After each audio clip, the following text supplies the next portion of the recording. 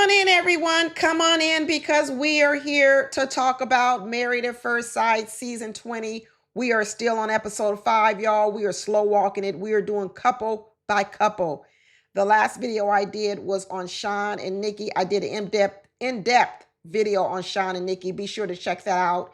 But right now, we are about to move on to some other couples. And did you see my thumbnail? What did it say? The thumbnail said, hurt people, hurt people. So if I'm about to talk about hurt people, who you think I'm about to talk about? You got it right. First up is Mecca and Bel Jolie. Mecca is a wounded man. He is a wounded man. And Bel Jolie needs to make sure that after this experiment is done, she walks away because she's in danger. Let me tell you something. Bel Jolie, Mecca.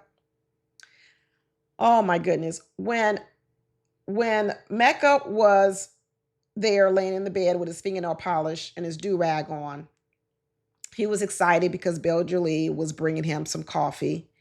Catering to him one more time, trying to love on him. She's trying to love on him. She's trying to bring him back from the dead, heal him, heal the sick, heal the wounded. But girl, you are not Mother Teresa. You're not going to be able to do it. And, you know, Mecca's talking about how he loves being around her. He feels so good. You know, he's talking about how when we was at dinner with the other couples, we was working the room together, girl. It was a beautiful thing. You know, and I'm like, oh, good, Mecca, good. You're able to return some compliments to Bel Jolie because she's really been really uplifting you and encouraging you and giving you the green light. So everything is looking good, Mecca. Everything is looking good. Even when he was at the dinner with the fellas, he even mentioned, I forget maybe if it was to Adam or someone else, he said, you know, he said he knew he had a little bit of a barrier because he was kind of allowing Bel Jolie to take the lead in a lot of things. And what he was saying is, you know, he recognized that he needed to do a little bit more. So I'm feeling good. I'm feeling real good. And then next thing you know, he starts to talk about how he doesn't want to look thirsty, though. I'm like, what? Say what now? So now I'm thinking, okay, wait a minute. Are you strategizing? Are you about to strategize, Mecca, or is this the wounded part of you starting to talk? He says, I'm just so afraid I'm going to mess it up. Oh, he says, so he doesn't want to go too hard in the paint. He doesn't want to show too much of his true feelings because in the end, he's afraid he's going to mess it up. So what you're saying is you don't want to love too hard because in the end, you might get rejected. We know Mecca's dealing with some trauma, childhood rejection, not only from his birth mother, and he also said his birth grandmother. And then we all have seen that daddy, and that's full of rejection. So in Mecca's world, when have I ever been accepted? When have I ever been accepted? Like I said, he's got these painted fingernails. And sometimes people decide to be, you know, go off on another tangent because they say, I'm never accepted anyway, so I might as well do something different. Searching for acceptance. Who's my tribe? Who is my tribe? And you search and you search and you search for acceptance. And sometimes you wander around in the world for a long time, waiting for someone to accept you. Even though you're not part of that group, you're just looking for acceptance. But, you know, Mecca comes back with Bel Jolie. They're laying in the bed. And just when you think, okay, Mecca, good. You're saying some good things to Bel Jolie. The next thing you know, it takes a turn for the worse. And he brings up the conversation about who do you think is more attracted to each other? Why would you ask that question, Mecca? Why would you ask that question? What are you doing, Mecca? Is this the trauma now? Is this the trauma coming? Oh yeah, it's coming. It's coming. And next thing you know, just so he doesn't feel thirsty, just so he doesn't feel vulnerable, just so he doesn't have to risk anything, he proceeds to tell Bel Jolie, I think you're more into me than I'm into you. Boom, there it is. Hurt people, hurt people. Hurt people, hurt people. Let me hurt you first. Let me reject you first before you even have the chance to reject me. because I'm really starting to like you, and I'm starting to now feel afraid that you rejecting me will hurt me. So let me go ahead and reject you now. And I think you like me more than I like you. And in fact, I actually think you like me 150%. 150%. You sure put a lot of butter on that toast, Mecca. You just didn't want to pretend like she likes you a little bit. You said you 150 and she's 150 and you 80, almost twice as much. Do you really believe that, Mecca? Do you really believe that? Or is that what you have to tell yourself in order to soothe that trauma in you that's happened from your daddy logic? Is that you talking, or is that your daddy talking? This is like a wounded dog, right? That's been hit by a car. And in his case, he's been hit by a bus, a train. And you bend down to pick the dog up to try to help him, and they bite you. And that's what Mecca did. He bit Bel Jolie. What happens when you got a dog that is unpredictable and that at any moment will bite you? You gotta lay him down. You can't keep him. You can't keep him. You can't keep him. Bel Jolie, you're not gonna be able to keep him. You're gonna have to send him back to the animal shelter. That's where you're gonna have to take him. And hopefully someone else, another rescue operation can rescue him and give him some training, give him some therapy, do whatever they need to do, and then eventually he can be rehomed. But you can't do no work with Mecca. Hurt people, hurt people. And now what you have is Bel Jolie saying, well, I'm going to dial it back. Now that I know that you lash out and you bite like this, I'm gonna have to pull back. And then what's going to happen is she's going to dial it back. And then what that's going to do is that's going to validate Mecca's own voices in his head. See how she's already abandoning you? You see, I told you not to get close to her. She was going to abandon you, not knowing that it's Mecca's illness, his hurt, that put all this in motion. That girl was all in. That girl was all in. But now that you bit her, she's going into protection mode. She's going to protect herself. And she says, I'm going to dial it back. And, this feels logical in Mecca's head. What's so crazy is that his father's name is Logic, from what I hear. Isn't it crazy that Mecca's dad's name is Logic, but his dad is very illogical? And then you have Bel Jolie's mama, whose name is Violent, which I thought was kind of crazy. So you got Logic, who is illogical, and you got the mama, whose name is Violent, but she tends to want to come in peace. You can't make this up. Like, this is crazy. Are these people's real names? But like I said, hurt people hurt people. And when you think about when I said who else is out here hurting someone, who you think the other person is out here causing damage in the world with their own trauma and hurt. And I'm going to tell you who it is. It's Caitlyn. It's Caitlyn. Devin, just like I told Mecca to do with, just what I told just what I told Bel Jolie to do with Mecca, you need to go ahead and rehome Caitlyn. She's not ready. She's not ready. Caitlyn has not only trauma, she has what's called very, very low emotional intelligence. Very, very low, to the ground low. Do we all know what emotional intelligence is? Let's look it up. Let's do some AI work. Okay. Emotional intelligence, in short form, is called EQ. If you ever hear someone say EQ, you're talking about your emotional intelligent quotient. EQ, emotional intelligence. It is the ability to understand, use, and manage your own emotions, right? While also, at the same time, ability to understand, use, and manage your own emotions, while at the same time recognizing and influencing the emotions of others. It includes key skills like self-awareness, self-management, and empathy. Self-awareness is knowing your own feelings, okay, strengths and weaknesses, and how they affect your thoughts and actions. Self-management is controlling impulsive feelings, adapting to change, and handling emotions in a healthy way. Um, Relationship management, communicating clearly, working well in teams, and managing conflict constructively. And social awareness is showing empathy and understanding the emotional cues, needs, and concerns of the other people. All of which Caitlyn is doing none of. Absolutely none of. You see, Caitlyn is so deep in her own trauma and her own hurt that all she can see and feel are her own emotions.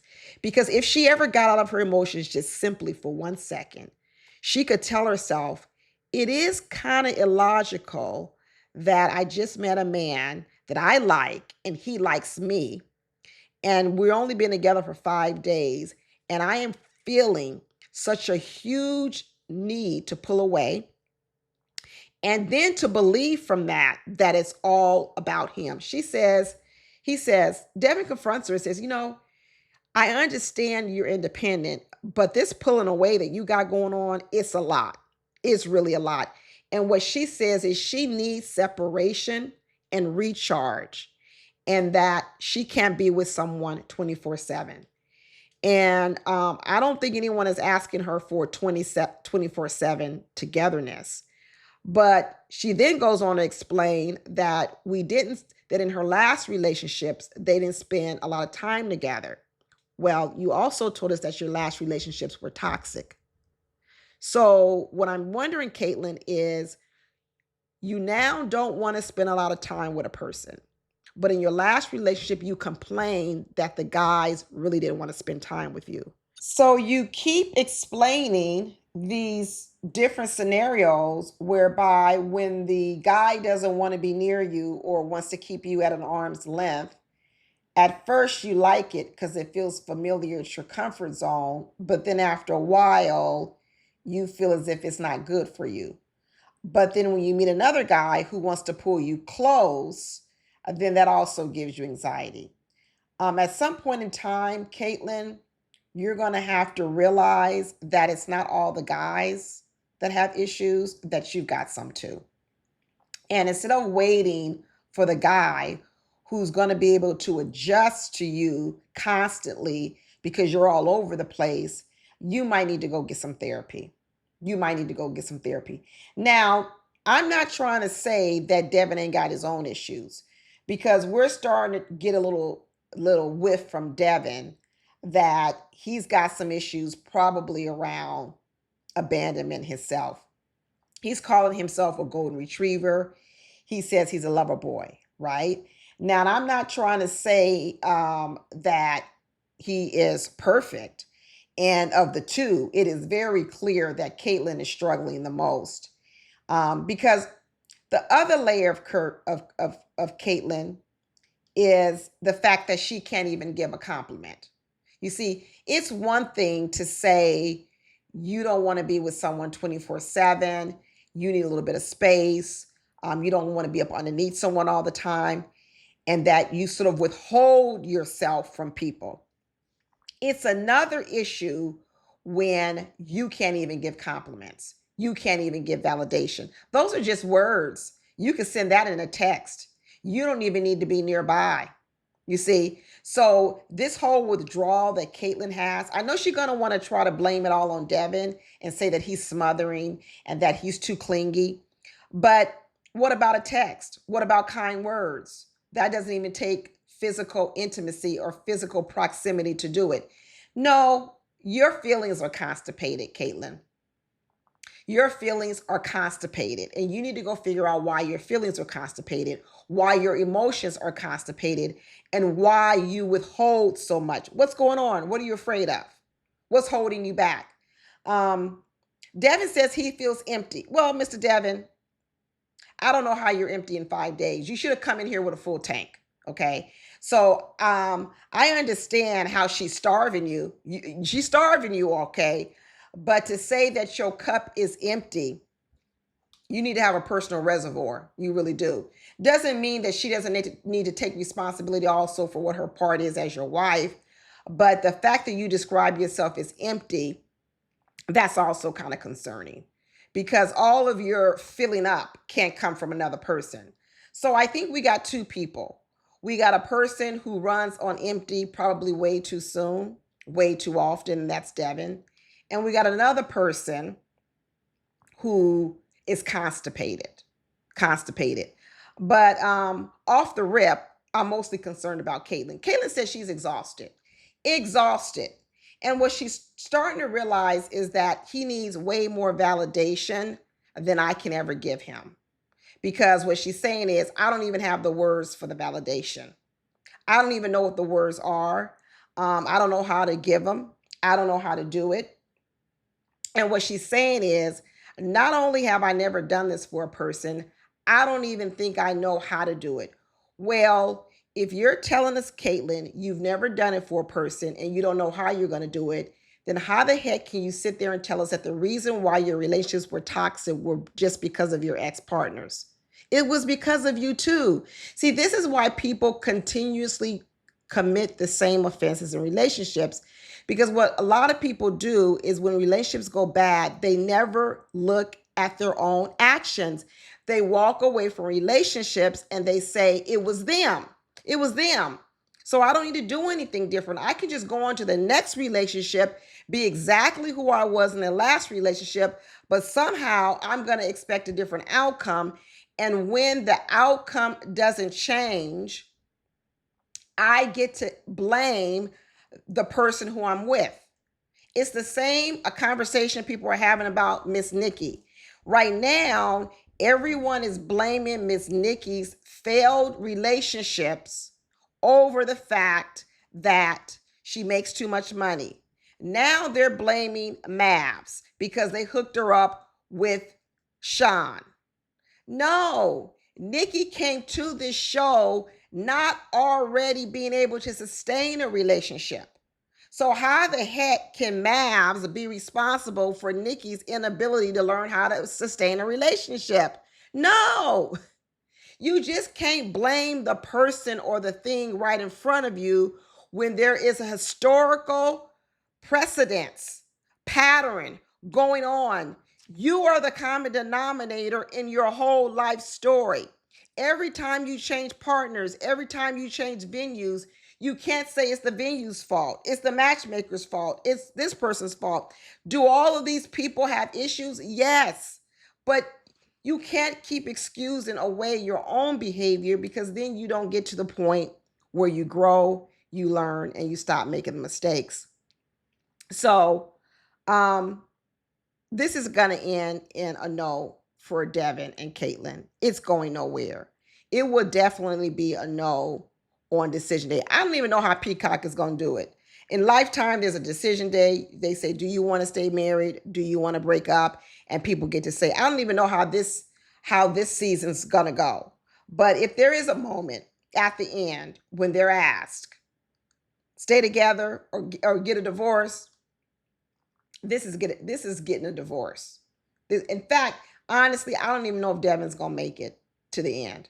You know what? If I were just conjuring up, I would say he's gonna leave her relatively soon because he already said he's empty, and she's already made it clear that I don't know. There's not much more I can do here.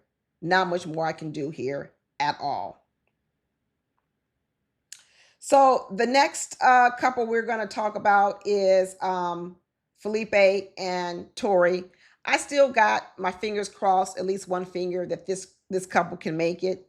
You know, Felipe's pulling out all the stops. He's giving her roses.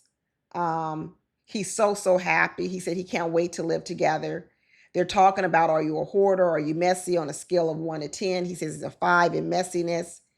And he asked her, what would be your dream? If you had to talk about your life, what would be your dream? And I was surprised that Tori's first thing out her mouth was she wanted her own house and a summer house. I said, oh, wait a minute, Tori. You know, last week I was saying that I believe women used Felipe for his money, that he spent a little coin on women. And I was saying now he's got this woman, and hopefully she doesn't start triggering his triggering anything about, does this woman only want me for money?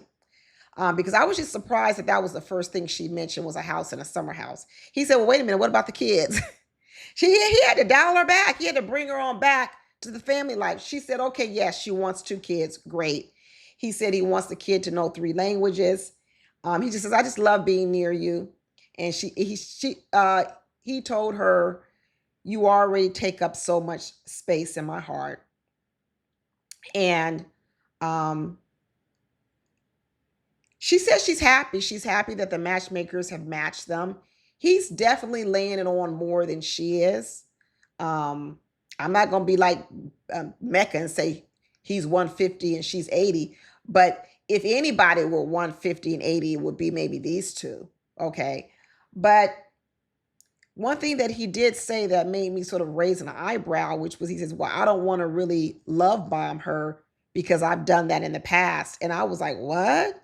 You got a history of love bombing people, Felipe? You making me nervous now, Felipe. And he says, do I really love her, or do I just love her because she's so beautiful? And then I'm looking at Felipe cockeyed. He said, am I really good enough for her? And can I win her over? I'm going to put a pin in it, Felipe, when you said that you don't want to love bomb her, but that was concerning. If you have a history of love bombing women, now I'm concerned, what are you doing here? Is this, like you just said, is this another love bomb situation? But I'm still, like I said, I'm still keep my fingers crossed. My legs ain't crossed, my toes ain't crossed, but my fingers are crossed. I'm hoping these two can make it. I'm really, really hoping these two can make it. And then we got to see a little bit more of Marissa and Adam. Not much. I tell you that the filming of them is really, really sparse. Of all the storylines, I want to say that the producers spend the least amount of time with Adam and Marissa. This episode, all we saw was, them flirting with each other. There's always a lot of sexual tension. He's made her his official alcohol taste tester. Taste his drink, doesn't have alcohol in it.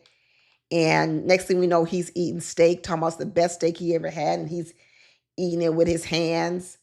And they're talking about other couples, who's gonna make it, who's not gonna make it.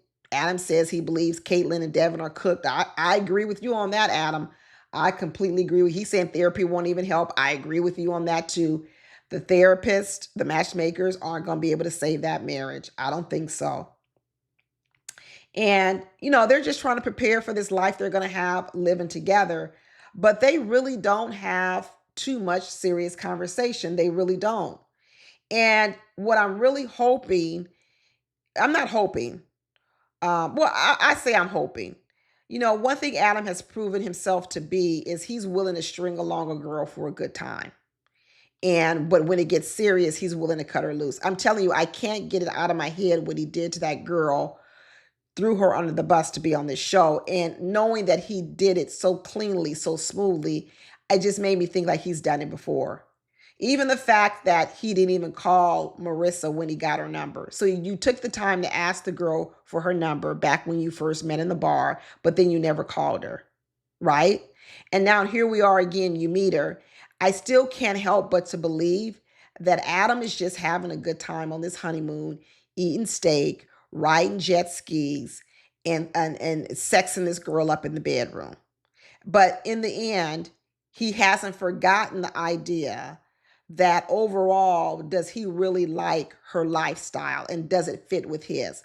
I don't know. I don't know. I don't know why I don't trust Adam. Maybe because I just feel like he's just about himself. So it's hard for me to believe a person's about someone else when I've already kind of felt like they're about themselves. So, and we don't get to see much about him. He says she's accepting everything about him. Marissa pretty much goes along with anything that Adam wants. Anything he wants her to be, she said, I'm going to be it.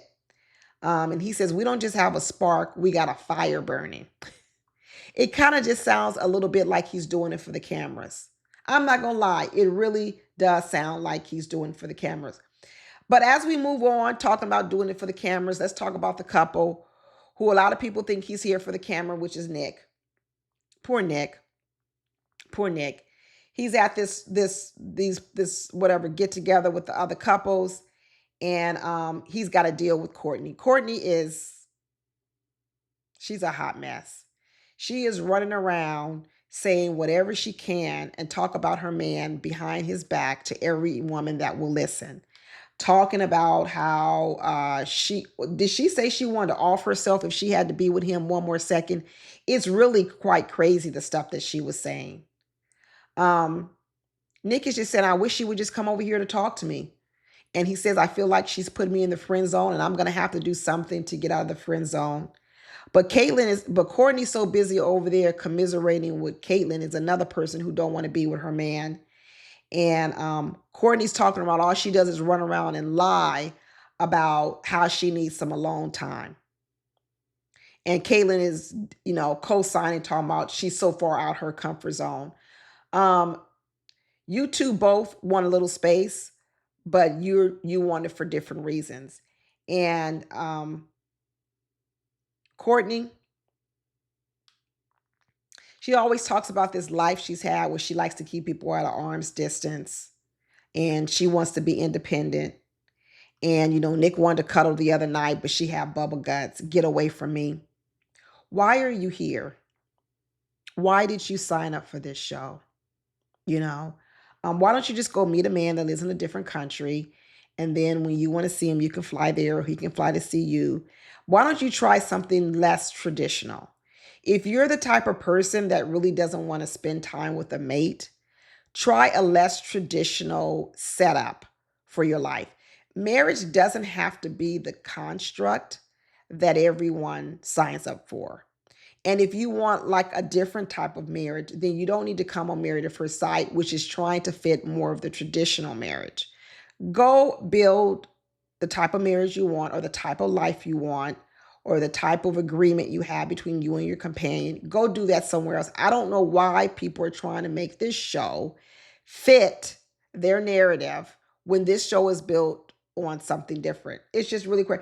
Courtney's running around talking about she feels like she's in quarantine on a date and she wants to effing kill herself over it. This type of language is ridiculous. This is how she's talking about her husband. But then she goes on and she says she's not very physical, but she needs other things to be physically stimulated. So is it that he's smothering you or that you're not physical? It's the latter. You see, that's what I'm saying. Here you got women on here who are not physical by nature. They're not nurturing. They don't want to be around no men, barely. But yet, instead of owning that about them, they try to say the problem mostly is with the man. No, it's with you. It's with you. Maybe marriage is not for you. And it kind of bothered me that Courtney's sitting up here talking to, at one time she was even talking to Tori about, I like a man like Felipe. I would have smacked her. Don't be sitting in my face talking about how you would rather trade your husband for my husband. That is not a compliment. You're so busy trying to drag Nick, trying to make yourself look as if you're not the problem. And then you say some lame stuff like that, like you rather be with a man like Felipe who could work the room than to be with your man. Don't be bringing my man into it. Don't bring him into it at all. She keeps saying she's a slow burn. She's never had a one-night stand. She's never even had any fast food.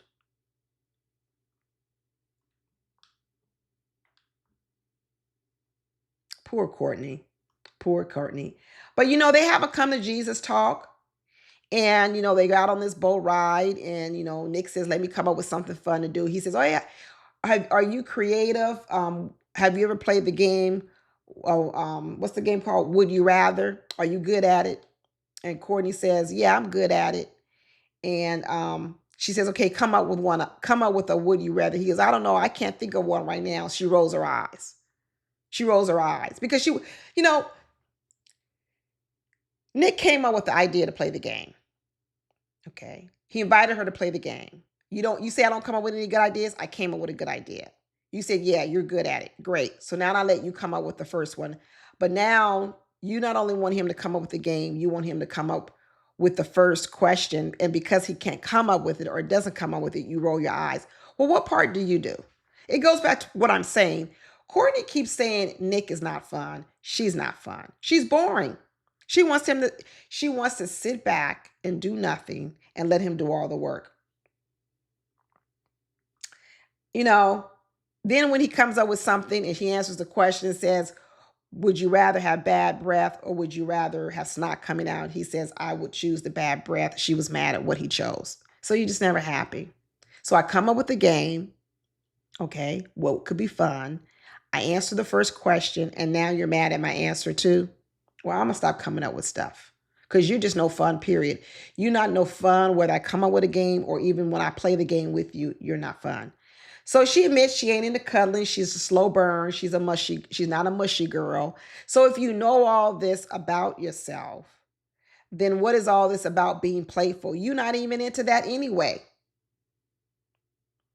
But they have a come to Jesus talk. Nick says, I know what you need me to do is you need me to be more goofy.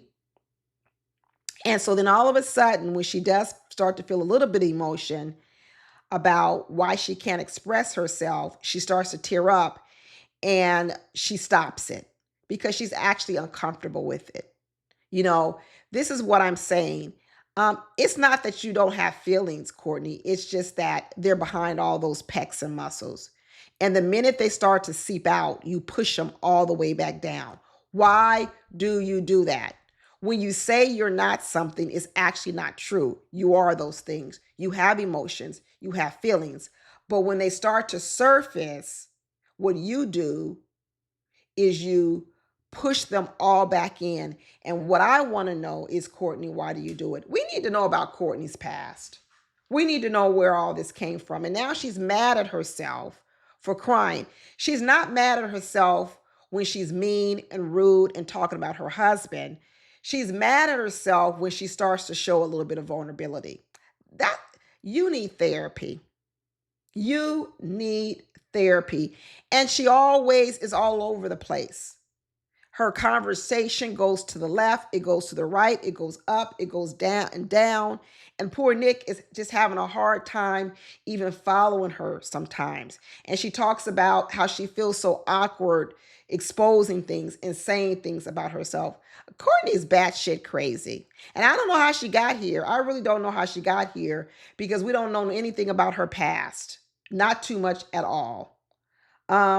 Nick admitted, he said, I can be overcautious and I can sometimes overthink. He is a computer science person. And she said, well, maybe if he were a little bit more goofy, she could accept it.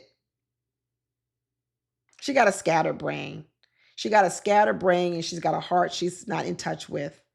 And she's uncomfortable with feeling any type of deep emotions.